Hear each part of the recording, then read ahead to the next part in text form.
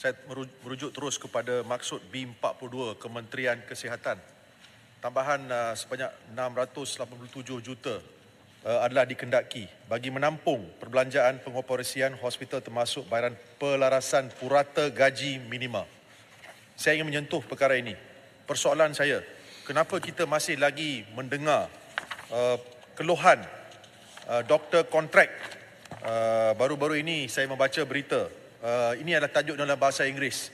MOH orders over 1,000 contract doctors to resign before accepting permanent post. Adakah ini benar? Kalau kita ingin membuat pelarasan gaji, soalan saya, kenapakah kebajikan doktor kontrak dalam perkhidmatan Kementerian Kesihatan tidak diberi perhatian? Saya ingin tahu apakah penjelasan. Sama ada penambahan jumlah ini akan menjamin bahawa doktor-doktor kontrak yang telah berkhidmat begitu tekun dengan memberi perkhidmatan yang begitu baik telah diberi perhatian. Saya sering kali mendengar, masa dahulu saya di sebelah sana, kita mendengar keluhan oleh doktor-doktor kontrak ini. Saya yakin dan percaya dengan Menteri Kesihatan yang baru, yang sungguh prihatin dan memperjuangkan nasib doktor-doktor, termasuklah yang amat berhormat Perdana Menteri kita, yang selalu prihatin kepada semua masalah yang membelenggu masyarakat. Ini doktor kita yang memberi perkhidmatan yang begitu baik, yang memperjuangkan kesihatan, memastikan bahawa kita diberi perhatian yang begitu baik, terutamanya semasa COVID. Ramai lagi yang masih lagi berkhidmat sebagai kontrak, doktor kontrak yang telah berkhidmat semasa 2019 dan 2020, tahun 2020 dan 2021 ketika kita bergelut dengan masalah COVID ini. Ada yang hantar WhatsApp, ada yang meminta saya kalau nasib mereka akan diberi perhatian oleh kerajaan yang ada sekarang. Perkara yang kedua yang ingin saya menyentuh adalah perbelanjaan bekalan perubatan fasiliti kesihatan, menampung bayaran konsesi penswastaan makmal ubat dan stor.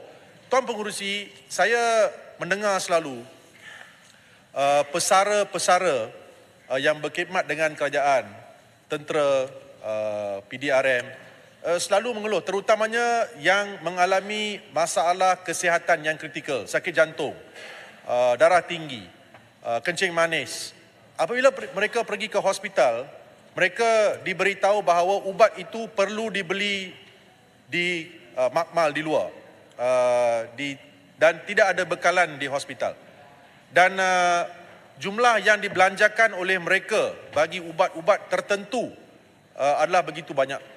Dan saya ingin tanya sama ada perbelanjaan bekalan perubatan fasiliti kesihatan dan menampung bayaran konsesi penswastaan ini, terutamanya bagi makmal ubat dan stor, boleh diberi perhatian dengan lebih tekun lagi oleh kerajaan yang ada sekarang.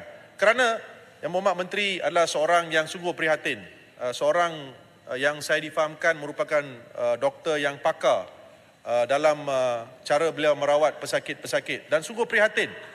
Saya yakin dan percaya doktor yang akan memberi perhatian kepada perkara ini kerana selalunya terdapat keluhan daripada golongan pesara-pesara bahawa ubat-ubat yang diperlukan oleh mereka bagi penyakit-penyakit kritikal seperti sakit jantung, seperti kencing manis dan tekanan darah adalah ubat-ubat yang tak dapat mereka beli daripada dapat bekalan daripada hospital kerajaan. So saya ingin memohon penjelasan sama ada perkara-perkara ini boleh diberi perhatian. Terima kasih Tuan Pengerusi di atas peluang yang telah diberikan. Baik.